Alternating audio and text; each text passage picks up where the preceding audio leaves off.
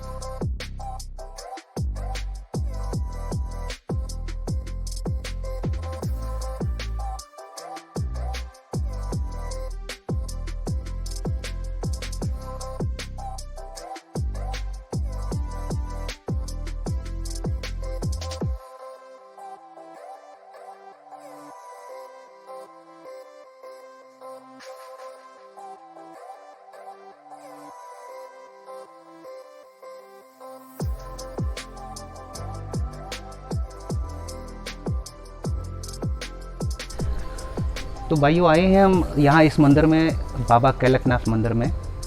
तो आइए चलते हैं, हमारे जो पुरोहित जी हैं, जो हमारे पुजारी जी हैं, उनके बारे में उनसे पूछते हैं और देखते हैं इस मंदिर की गाथाएं क्या हैं। चलिए चलते हैं। जो हमने बुजुर्गों से सुना, क्योंकि ये जो कथाएं हैं ये दंत कथाएं होती हैं, जिसके साक्षात प्रमाण ना होकर के और प्रमाण होकर के भी जो एक पीढ़ी से दूसरी पीढ़ी तक पहुंचते हैं, वो दंत कथा है। हमने भी अपने बुजुर्गों से सुना और सुनते आ रहे हैं, कई पीढ़ियां बीत गई। इस स्थान के बारे में जो बाबा कैलक देव का मंदिर है और कितना प्राचीन है, ये हमारे बाप दादा हमें बताते रहे। उसी कथा के अनुसार मैं जो वर्णन करूंगा, आपके सामने लाऊंगा। जम्मू कश्मीर के राज्य के अंदर यहां पर बाबा बासुकीनाग का मंदिर है, भद्रवाह के अंदर। ये बासुकीनाग नाग देवता हुए, उस समय नागों का यहां राज्य था। और वैसे भी ये कहा गया है कि ये धरती जो है वो नागों के ऊपर खड़ी है। और बासुकीनाग का जो राज्य था, एक बार घूमते घामते वो जम्मू के अंदर आए, तो जम्मू के अंदर देखा कि धरती तो बड़ी अच्छी है, लेकिन यहां पानी की कमी है। तो वापिस जाकर के भद्रवाह उन्होंने अपनी जो कैबिनेट थी, जो राजपाट था, सबको राज्य के अंदर बुलाया और अपने सब बेटों को कहा। उनके 22 पुत्र थे और 84 पोते थे। एक बड़ी फौज थी उनकी, अपनी परिवार की बड़ी मौज थी। तो उन्होंने कहा कि मैं जम्मू के अंदर मैं चाहता हूं कि एक किसी का राज्य स्थापित हो आप में से, लेकिन शर्त है कि वहां पर जो पानी लेकर आएगा, जो पानी वहां पर पहुंचाएगा, उसको राज्य दूंगा मैं। ताकतवर थे, नाग थे, इच्छाधारी थे, अपना रूप धारण कर सकते थे। तो सब लोग तैयार हो गए और अपने अपने तरीके से निकल पड़े। बाबा प्यारदेव जो हैं, वो बड़े पुत्र थे, ताई देव, सुरबल देव, अलहन देव, तुलहन देव और ये कैलक देव। ये 22 पुत्र थे उनके। अपने अपने कार्य में निकल पड़े, रास्ते लग लग के दिए, पानी लाना था। तो काई देव जो है वो दूसरे नंबर पर थे। दरिया चिनाब जो चंद्रभागा है वो उसको बहा करके और यहां हजूर तक पहुंच गए। तो राजा को लगा, एक पुत्र प्रेम आ गया कि मेरा बड़ा पुत्र पीछे रह गया और जिस छोटा पुत्र राज्य ले जाएगा। एक मन के अंदर ऐसे भाव आया और उन्होंने अपने बड़े पुत्र बाबा भैड़ जी, उनको जो है वो अपना बल प्रदान किया, ताकत प्रदान की, शक्ति दी और वो तभी नदी बहा करके वहां पर ले आए, उनसे पहले पहुंच गए। तो तब जब काईदेव को यह पता लगा कि मेरे पिताजी ने एक पार्शलिटी की है, एक भेदभाव किया है, तो उस समय उन्होंने उसको सहन नहीं किया और कहा कि पिताजी ये बात ठीक है कि मैं भी आपका पुत्र हूं, वो भी पुत्र है, और आपने हमें एक टास्क दिया था, इसमें आपने पार्शलिटी की है, भेदभाव किया है, अब ये राज्य ऐसे नहीं जाएगा, उसको युद्ध होगा और युद्ध जो जीतेगा वही राज्य करेगा। तो राजा को लगा कि मेरा कुंभा फट गया। तो उसने कहा भाई ऐसा करो कि जो जो जहां पहुंचा है वहीं अपना राज्य स्थापित कर लो। तो बाबा भैड़ जो है वो तवी नदी आज जम्मू के अंदर जो बगती है, जे बाबा भैड़ जी बासुकी नाग के बड़े पुत्र लेकर के आए, और चंद्रभागा जो है वो काईदेव है। इसका साक्षात कैसे है कि बाबा भैड़ का स्थान तवी के किनारे है, सुरगल देव, अलहन देव, लखनपुर, माधोपुर तक उनके स्थान हैं, डबरे हैं उनकी। काईदेव के जो स्थान है वो चंद्रभागा के किनारे हैं। और इस प्रकार से उस समय बाबा कैलाश देव जो है वो इस वन तालाब के पास जो ठट्ठर गांव है, ये जंगल था उस समय, बनी थी पूरी, यहां पर पहुंचे थे। तो यहीं पर उन्होंने अपना, क्योंकि उन्होंने क्या दिया कि आप जहां जहां पहुंचे हैं वहीं पर अपना निवास स्थान बना लीजिए। तो बाबा कैलाश देव यहीं पर उस समय पहुंच गए और यहीं बैठकर तपस्या करना शुरू कर दी। कितने साल बीत गए पता नहीं। यहां हमारी उस समय ग्वाले होते थे, एक सेठ ब्राह्मण बरादरी जिनका यहां पर कबीला था, दूध का काम करते थे। तो उनके जो ग्वाले थे, नौजवान बच्चे यहां खेलते भी थे और मवेशी चराते थे। एक सुंदर बालक, अभी ये कथा सुनने वाली है, एक सुंदर बालक उनके साथ रोज आकर के खेल खेलता, डोंगे चराता, और शाम को जैसे ही वो जाने वाले होते तो वो भी लुप्त हो जाता। तो चर्चा हुई कि ये सुंदर बालक नौजवान आता रोज है, जिस तरफ खेलते हैं वो जीत जाते हैं, ये चमत्कार क्या है, कौन है? तो कबीले के अंदर जाकर के चर्चा की उन्होंने। जो कबीले के बड़े लोग थे, योद्धा लोग थे, उन्होंने कहा कि कोई जासूस हो सकता है, हमारे मवेशी धन को नुकसान पहुंचाएगा, हमारे कबीले को नुकसान पहुंचाएगा, कौन है? एक दिन सब लोगों ने आकर के उसकी घेराबंदी कर ली और जब वो निकलने लगे तो उसको पकड़ने की कोशिश की। जैसे उसको अपने गिरफ्त में लेने की कोशिश की, वो वहां से अंतर्यामी होकर के और चले गए।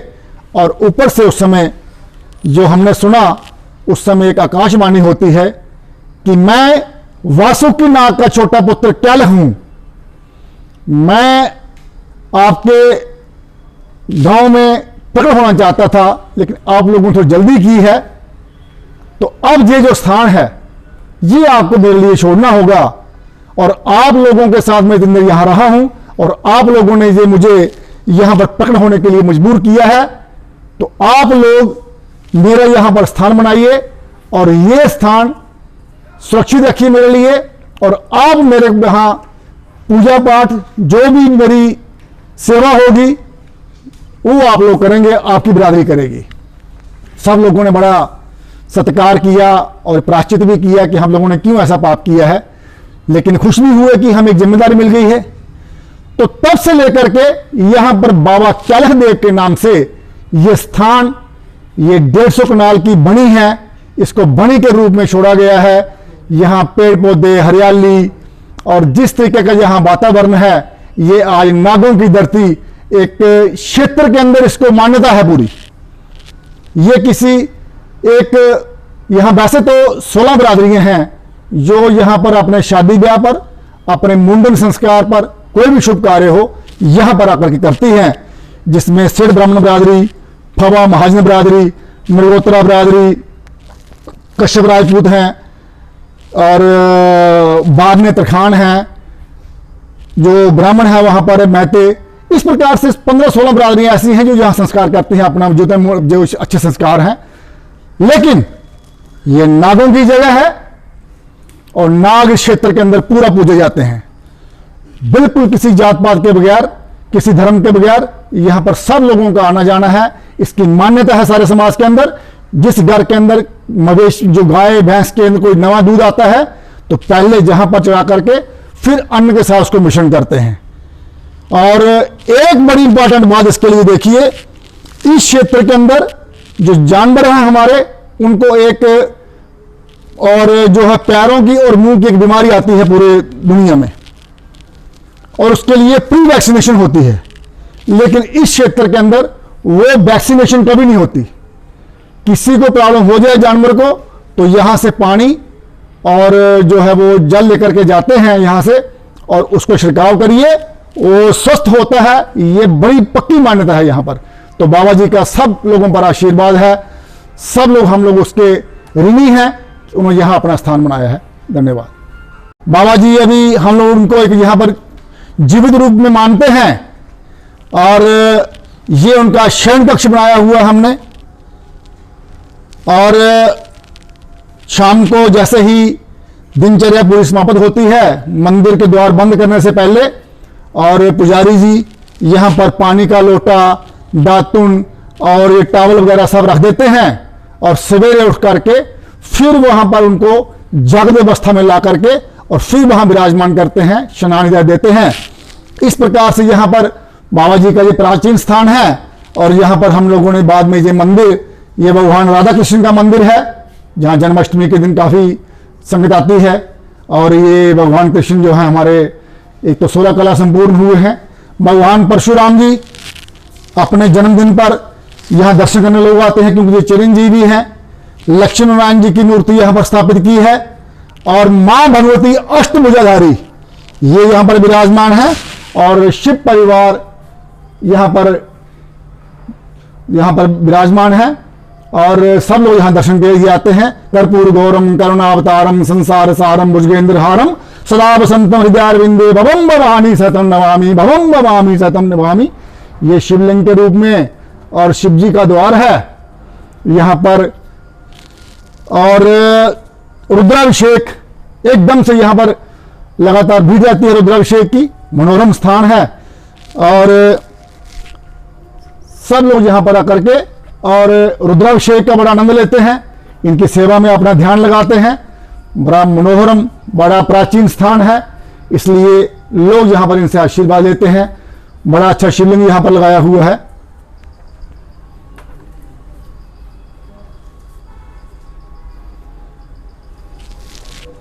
नंदी जी इनके गणों में सबसे जो प्रिय गण हैं, नंदीगण जी, ये यहाँ पर विराजमान है।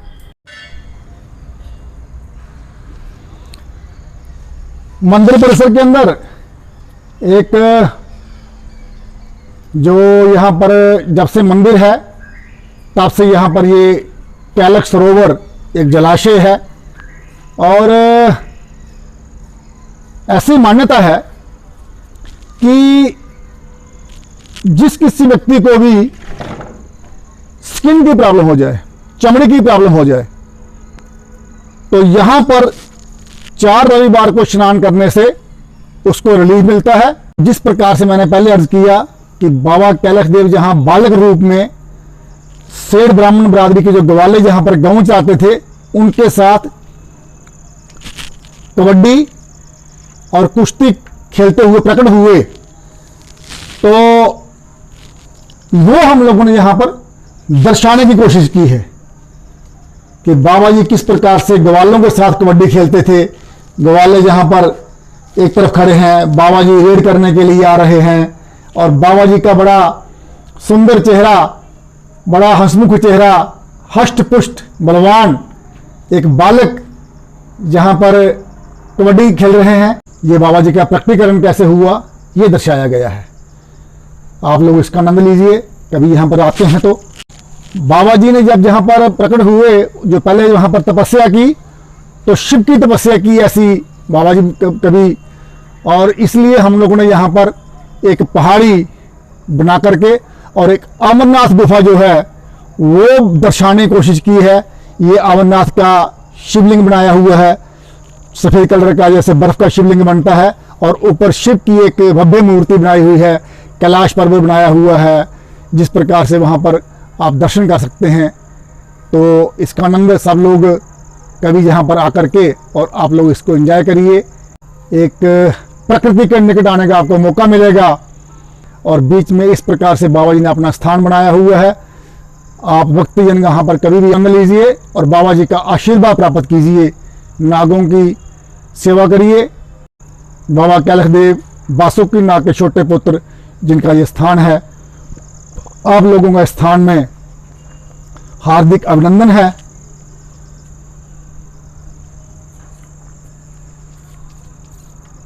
यहाँ भी सनातन का कोई स्थान रहता है तो वहाँ पर यज्ञ हवन होना एक स्वाभाविक है, इसलिए इस परिसर में भी एक भव्य यज्ञशाला बनाई गई है और एक हवन कुंड जिसे 16 पिलर दे करके और बड़ी गहराई से शास्त्रानुसार ये यज्ञशाला का निर्माण किया गया है।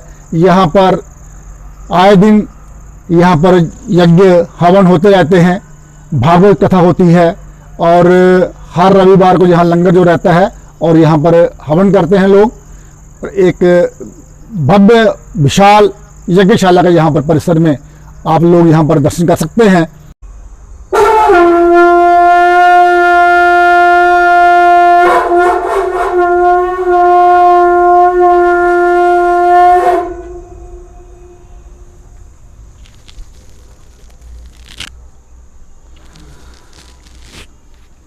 बासुकी नाग के छोटे पुत्र बाबा कैलाश देव जी का ये मुख्य मंदिर है, ये गर्भगृह है उनका। और यहाँ पर जिस पर आप लोग देख रहे हैं कि नाग देवता यहाँ पर विराजमान है और बाबा कैलाश देव जी यहाँ पर सनातन के रूप में, जो सनातन परंपरा के अनुसार यहाँ मोहरे के रूप में दर्शन है। ये बाबा जी का यहाँ पर मोहरा स्थापित है, इसको जीवादान दे करके और यहाँ पर स्थापित किया गया है और इसी के दर्शन करके लोग जो है इनका आशीर्वाद प्राप्त करते हैं, अपना जीवन धन्य करते हैं और सुबह इनको स्नान दे करके और मक्खन और घी से लेप करके और उसके उपरांत चंदन का टीका लगा करके यहाँ पर इनको विराजमान किया जाता है और तभी लोगों के दर्शन करने के लिए इनको इसके द्वार को खोला जाता है और फिर लोग इसका लाभ उठाते हैं। तो बाबा जी के इस मोहरे के रूप में जहाँ पर बाबा कैलाश देव के दर्शन हैं, सब लोग इनसे आशीर्वाद लेते हैं। सब लोगों से निवेदन है कि जो अम्फला से अम्बगरोटा सड़क जो जानीपुर से आती है, यहाँ ठट्ठर गांव बांध तालाब के पास यहाँ पर बाबा जी का ये मंदिर स्थित है। बाबा जी यहाँ पर नाग रूप में विराजमान है। आप लोग आइए, इनका आशीर्वाद लीजिए, अपना जीवन धन्य करिए और जिस प्रकार ये मनोरम स्थान है वहाँ पर और एक अपना खुशनुमा माहौल में यहाँ पर बैठिए। आप सब लोग यहाँ पर सादर आमंत्रित हैं। जय बाबा कैलाश देव, बाबा कैलाश देव महाराज की, बाबा कैलाश जी की। बाबा कैलाश देव जी का मोहरा देखिए, पंचमुखी नाग हैं ये, नागों के ऊपर से आपको दिखाई दे रहे हैं और बाबा जी एक मनुष्य रूप में यहाँ पर विराजमान हैं। ऐसा सब लोगों के दर्शनों के लिए बाबा जी का आशीर्वाद है। आप बाबा जी का ये स्थान इस चैनल के माध्यम से दिखा रहे हैं, बहुत बहुत उपकार है। बाबा जी का आशीर्वाद मिलेगा आपको, क्योंकि स्थान की महत्ता लोगों तक पहुंचे, ये हम सब लोगों की इच्छा रहती है, निवेदन रहता है।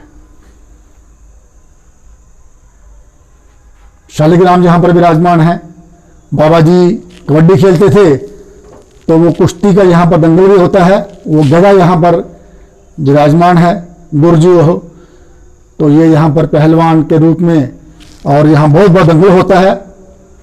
बाबा जी उसमें विराजमान रहते हैं देखने के लिए और लोगों को शक्ति प्रदान करने के लिए। जय बाबा कैलाश देव। ये अखंड ज्योत है, ये इनकी ही मेहरबानी है कि आज तक कई वर्षों से ये चलती रहती है। ये अखंड ज्योत बाबा कैलाश देव जी की सबको आशीर्वाद देती है, सबको लो दिखाती है। तमसो माँ ज्योतिर्गमयम, तमसो माँ ज्योतिर्गमयम। जय बाबा देव, जय बाबा देव, जय बाबा कैलाश देव, जय बाबा।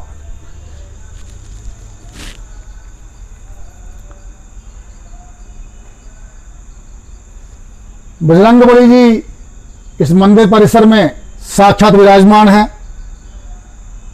और भव्य मूर्ति है, तेज टपकता है इनके चेहरे से।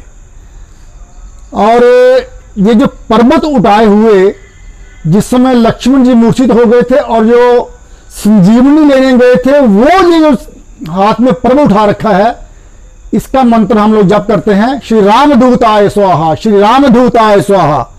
यानी ये राम ने, इसने अपने आप को राम के दूत में प्रस्तुत किया है कि मैं तो केवल राम का दूत हूं, ताकत भगवान राम की है। तो इसलिए ये इनका बड़प्पन है, इन्होंने कभी अपने आप को बड़ाई नहीं की, राम का दूत मानते हैं। और जो पर्वत उठाया हुआ है ये संकट मोचन, इस समय ये जो इनकी मूर्ति है ये संकट मोचन मूर्ति है। संकट कटे बिटे सब पीरा, जो समरे हनुमत बलवीरा। ये भगवान हनुमान जी यहां पर विराजमान है, सब भक्तों की रक्षा करते हैं और भगवान जो राम है उनका आशीर्वाद इनके ऊपर रहता है, इनकी पीठ के ऊपर इनका पूरे राम परिवार का इनके ऊपर आशीर्वाद है। और देखिए हनुमान जी, एक बात मैं आज कहूंगा कि हनुमान जी एक ऐसे भक्त हैं जिनको भगवान राम ने अयोध्या जाकर के और अपने परिवार का सदस्य माना है।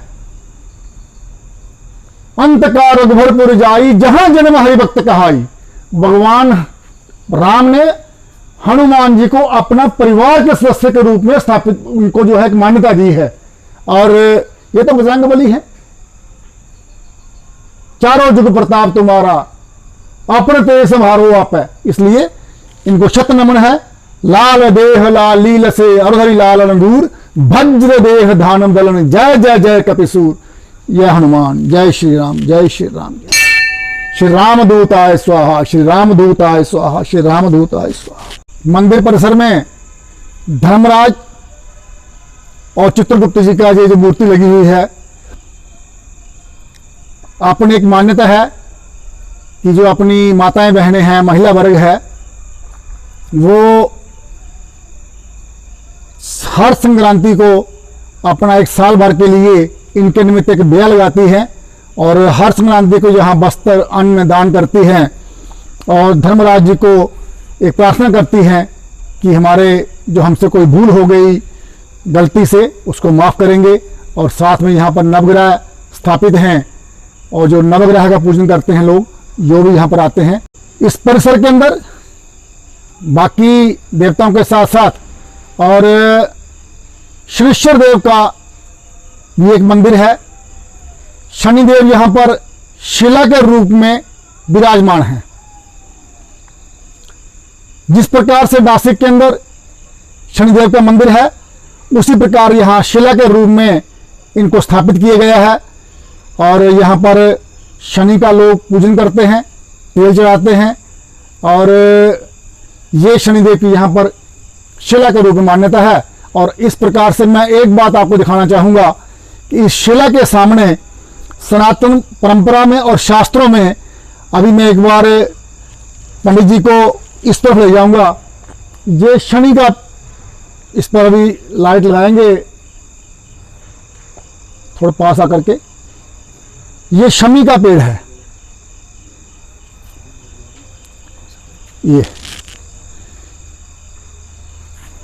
ये शमी का पेड़ है जिसे शनि के रूप में पूजा जाता है। इसको यहां पर जंड बोलते हैं और इसकी जब भी कभी हवन होगा तो जो शनि के ग्रह की जो समिधा लगती है, वो ये शनि का पेड़ यहां पर हम लोगों ने लगाया है। ये शमी बोलते हैं इसको शास्त्रों में और यहां पर यांड भी बोलते हैं। इसकी समिधा जो है, इसकी आहुति हवन में लगती है। जय शनिदेव, जय शमी। ये शमी शनि का प्रतिनिधित्व करते हैं हवन में, यज्ञ में। तो ये भी हम लोगों ने यहाँ भक्तों की सहूलत के लिए भक्तों की मनोकामना के लिए ये जो शमी का पेड़ लगाया है, इसको भी आप लोगों को दिखा देते हैं। ये जम्मू कश्मीर के अंदर 2-3 स्थान ऐसे हैं यहाँ पर शमी का पेड़ है, बड़ी दुर्लभ संविदा होती है इसकी, ये शनि की मान्यता है। लाइक करें, शेयर करें, सब्सक्राइब करें हमारी YouTube चैनल को जिसका नाम है me and you. Me and you channel जिन्होंने बाबा जी की ये जो डॉक्यूमेंट्री बनाई है, इसको शेयर करें, लाइक करें और सब्सक्राइब करें। आपके ऊपर बाबा जी की कृपा बरसेगी, ये निश्चित है। धन्यवाद।